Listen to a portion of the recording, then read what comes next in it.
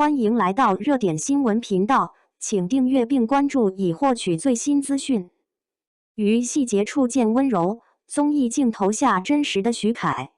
有时候，一个人的好感并不是来自多么耀眼的高光时刻，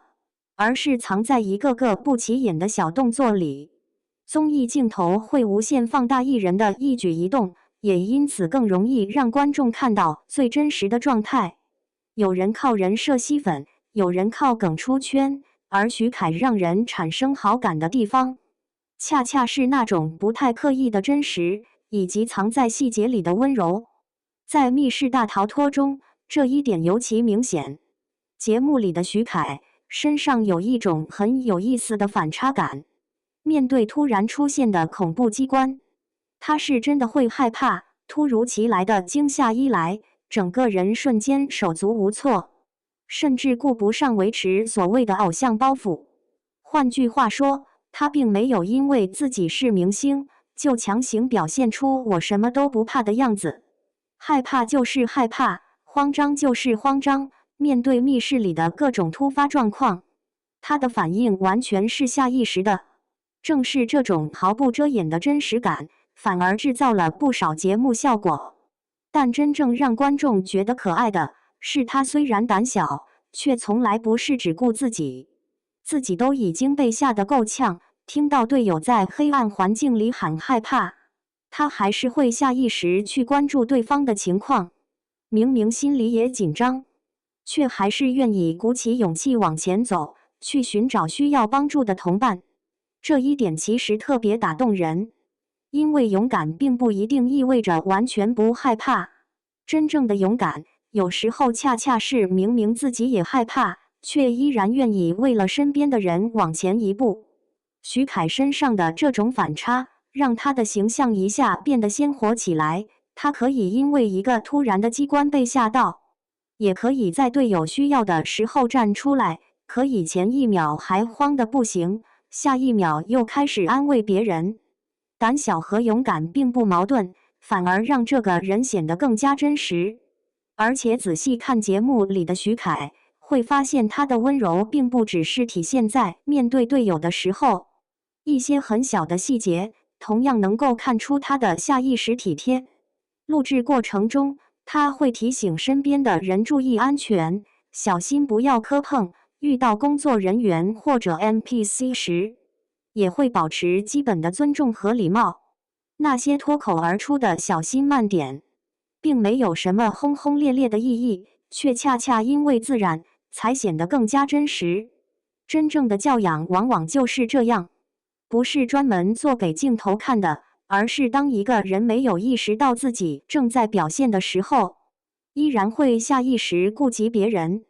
这也是徐凯身上很容易被忽略的一面。他的外形条件本身就很突出，站在人群里很容易成为视觉焦点。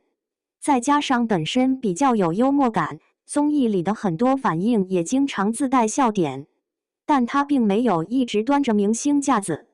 相反，镜头里的他经常会展现出有点笨拙、有点慌乱，甚至有些不顾形象的一面。这样的状态没有削弱他的明星光环，反而让观众觉得他距离自己更近了。毕竟，比起一个永远完美、永远从容的纸片人，大家似乎更容易喜欢一个会害怕、会紧张、会出糗，也会在关键时刻照顾别人的真实的人。这也是综艺最大的魅力之一。影视剧里的角色可以经过剧本设计，舞台上的表现可以经过无数次排练。但综艺中的很多即时反应很难做到完全按照剧本走，尤其是在密室这种高压、突发状况不断的环境里，一个人的本能反应往往比精心准备的人设更加有说服力。而徐凯恰好把这种真实展现了出来。他不是传统意义上那种无所畏惧的强者形象，也没有刻意把自己包装成一个完美偶像。他会怕，也会慌，可当别人需要他的时候，他又会努力往前走。这种胆小但不懦弱的反差，反而成为他很特别的魅力。娱乐圈从来不缺漂亮的脸，也不缺会制造话题的人。但真正能够让观众持续产生好感的，往往还是一个人的性格和相处方式。外貌可以让人第一眼注意到，综艺里的一个笑点也可以让人短暂记住，可真正留下来的，通常是那些不经意间流露出来的善意。徐凯的温柔就是这样，他不是一句刻意说出来的漂亮话，也不是专门设计出来的暖男名场面，而是藏在提醒别人注意脚下，在队友害怕时主动关注，面对工作人员保持礼貌等一个个微小瞬间里。所以说，综艺或许只是让观众认识徐凯的一扇窗口。透过这扇窗口，大家看到的不只是一个长得好看的男明星，而是一个会被吓到、会大笑、会慌乱，却依然愿意照顾身边人的普通人。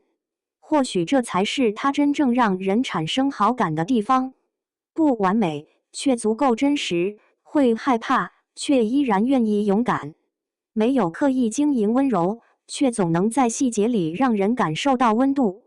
于细节处见温柔，大概就是综艺镜头下最真实，也最让人喜欢的徐凯。